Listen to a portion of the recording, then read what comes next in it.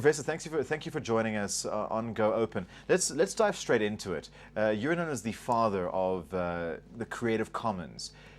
How did you come up with the idea of creating that?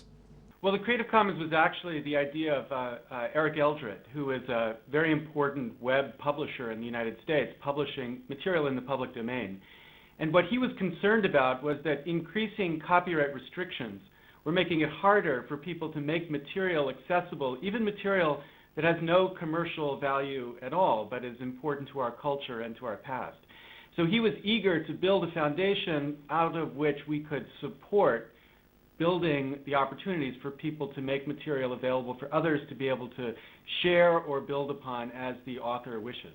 Why do you say you're taking traditional copyright into account? Why is it so much more difficult compared to Creative Commons? Well, traditional copyright was written in the 19th and 20th century for a very different world, a very different technology. It's written imagining that you've got a bunch of lawyers following you around who are able to clear the rights and to make sure all permissions have been secured. And of course, for most creators in the context of the internet, that's a pretty useless type of protection, because most creators in the context of the internet can't afford something like lawyers who are in the business of clearing rights. So our objective was, let's find a way to make the system function cheaper, more simply, but respecting the underlying copyright. So that's the objective of Creative Commons, to get the lawyers out of the way, but to still respect the underlying rights that the copyright law gives to authors. Now, authors and musicians, producers who go under Creative Commons, do they now have, should we say, equal legal protection using Creative Commons? They have absolutely the same legal protection. Both Creative Commons and traditional copyright builds on top of the property right called copyright that the law gives the author. The difference between the two is that the Creative Commons license marks the content with the freedoms that the author intends the content to carry.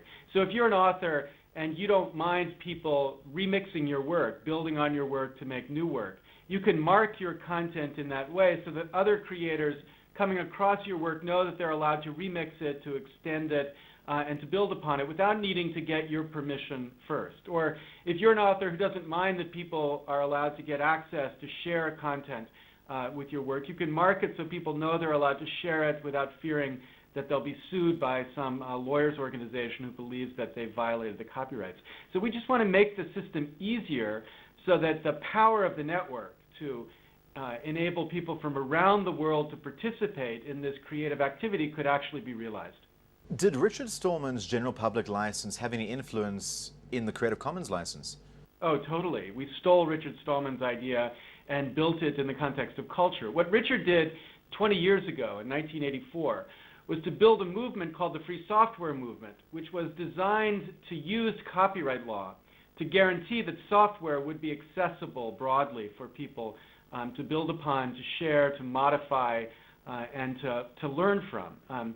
And we took that same idea and extended it in the context of culture. Now, the issues in the context of creative works like music and film are a little bit different sometimes. So we couldn't take exactly the same license and just extend it in this context. But what we've done is create a range of licenses that are all designed to change the default regime that exists right now. Right now the regime is all rights reserved. If you want to do anything, ask permission first, and if you don't, you are a pirate. We want to change that regime to a regime where authors can make it easy for people to understand the freedoms they have with the content, so that it becomes much easier for a wider range of people from Brazil to South Africa to Asia to be able to take content, remix it, spread it broadly without being called pirates for doing that. Can you make money if you publish under a Creative Commons license? Yeah. In fact, there have been many stories written, most recently in a publication called Business 2.0 in the United States, demonstrating how this more flexible licensing system actually makes it easier for certain kinds of creators to make more money.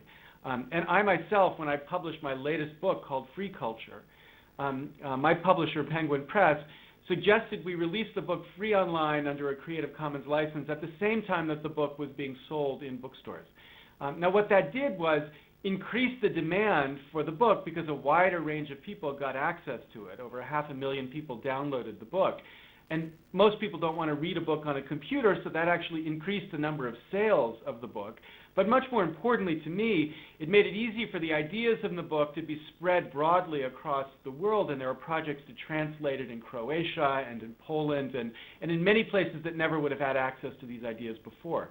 So the point was, by enabling a freer license, by enabling people to engage with the book without needing the heavy costs of lawyers up front, you actually supported the underlying business model, which was to sell more books. And I think more people will recognize this, and as they do, they'll dial down the extreme kind of obsessive protection of copyright law right now to a more reasonable balance that will actually benefit them. Professor Lessig, let's talk more about free culture, the book that you wrote.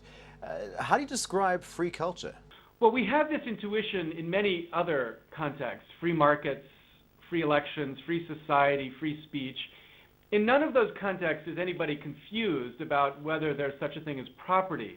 Free markets doesn't mean there's no property. Free speech doesn't give me the right to go into the New York Times and demand access to their op-ed page.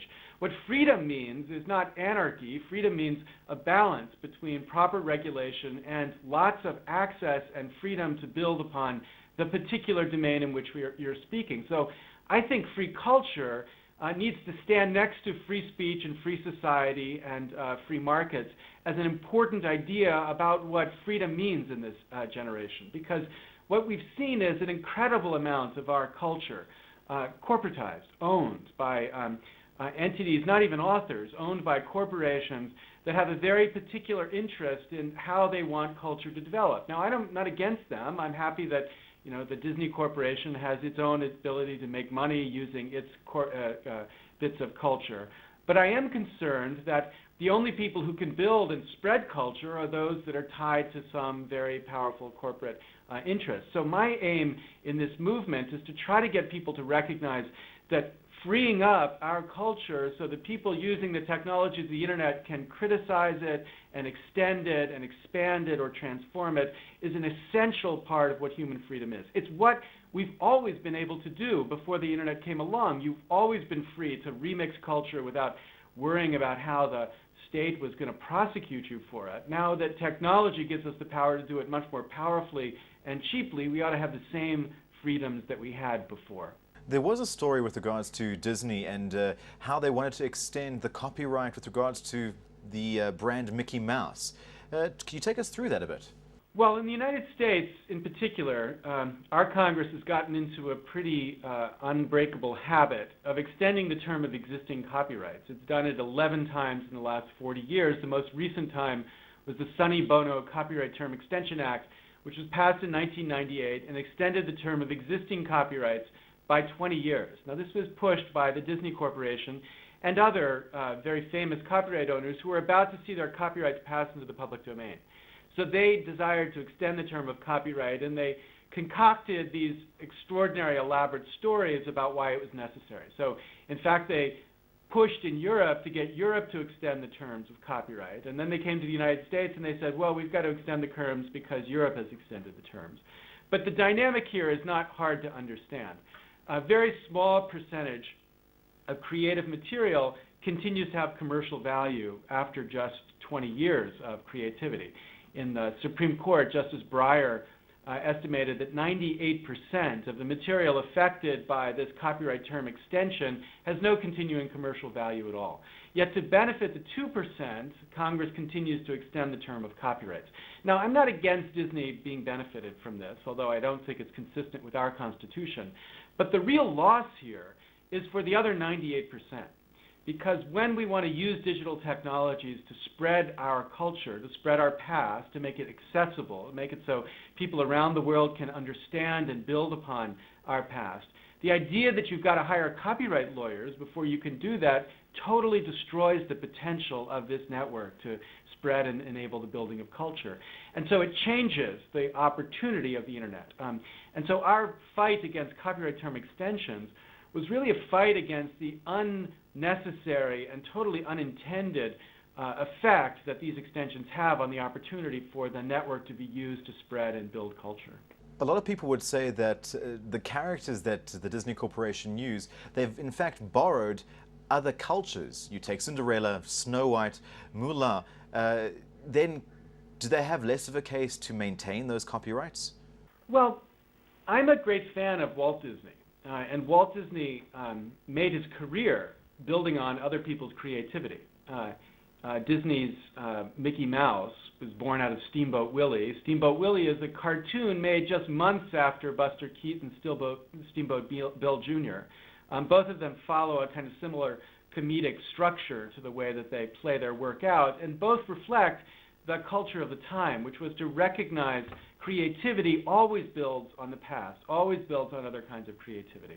I think that's important and good, and I commend Disney for their work. Not that I think all of it's great, but I think it's a great practice of freedom that we ought to continue to preserve. The irony is that the Disney Corporation, as distinct from Walt Disney, is now making it so that nobody can do to Disney what Disney did to the Brothers Grimm, by making it so that copyright rules restrict the opportunity of people to build on Disney's work, even though Disney built upon other people's work. And that's what I think is fundamentally wrong. In a world that, especially in the United States, is dominated by these commercial icons of culture, the idea that we're not free to build upon it is bad enough, but it adds insult to injury when you recognize that all of these aspects of commercial culture were themselves the creation of building on other work that had gone before. So I think we should just rediscover the extraordinary importance of that freedom and guarantee it for everybody, not just those that happen to be able to afford expensive lawyers. Taking a bigger picture, a lot of people, especially with regards to some stories out of South Africa and Europe, are complaining that their own culture is being annihilated through a lot of the big corporations putting in McDonald's or Gap stores in every little town across Europe and South Africa. Would that also be a part of stealing culture? Well, I think it is an important concern, but the thing to recognize is that that kind of cultural dominance is the inevitable consequence of this strengthening of intellectual property regimes, that they go hand in hand.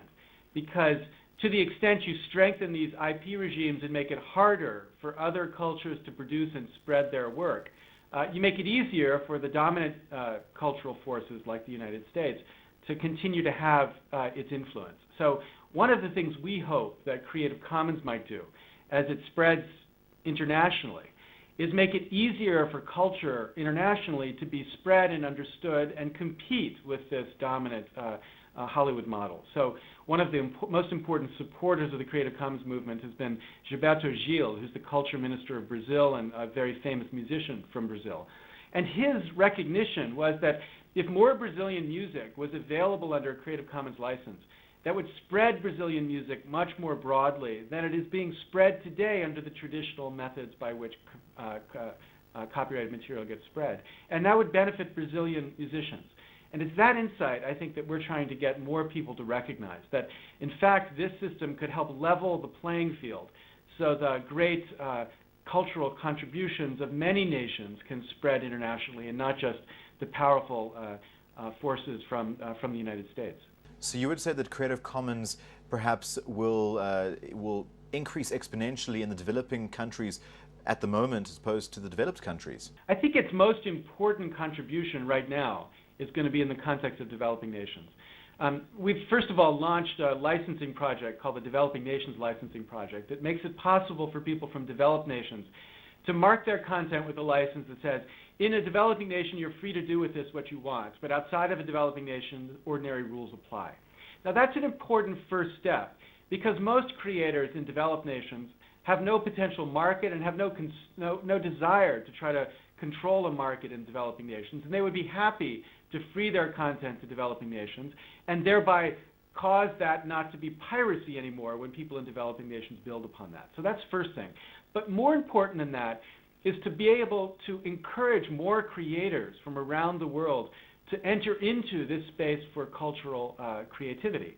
So if your creativity is marked with a Creative Commons license, it becomes easier for it to spread out of your own country and be picked up and recognized around the world. Now, what that eventually does, of course, is drive demand for your underlying product. So if you release music under a non-commercial license that permits people to share the music but not to sell it, and your music then becomes famous and loved around the world, then record labels will seek you out to be able to find and sign you up for a record contract so that you can begin to sell your music internationally. But the point was, you would never have been identified as a great success or potentially great successful musician had it not been for the opportunity for your music to spread broadly. So one of the most important lessons here is that a more flexible system is actually important in supporting especially those who don't already have the great machinery of American marketing behind their work. I want to quickly touch upon the aspect of record companies. Once an artist perhaps is ready to go to that big record company, a lot of people say that those record companies are trying to take away that individual's copyright. How would you respond to that?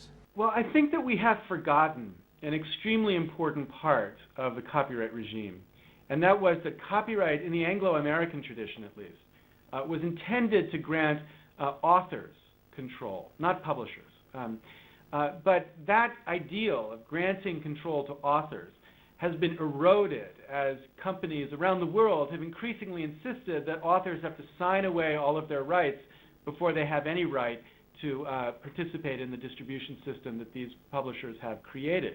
So musicians in the United States face this all the time. In order to release their record, they're going to have to sign away so many other records to this one label. And if it turns out they're not a success, according to the label won't free them to do their work elsewhere. So they become sharecroppers of the existing record label system. Now, that might have been necessary under the old economics of the way records were produced. Records were extremely expensive, marketing records was extremely expensive, and they really needed to assure that they could control and produce hits. But it's not necessary anymore to control the distribution of content like that.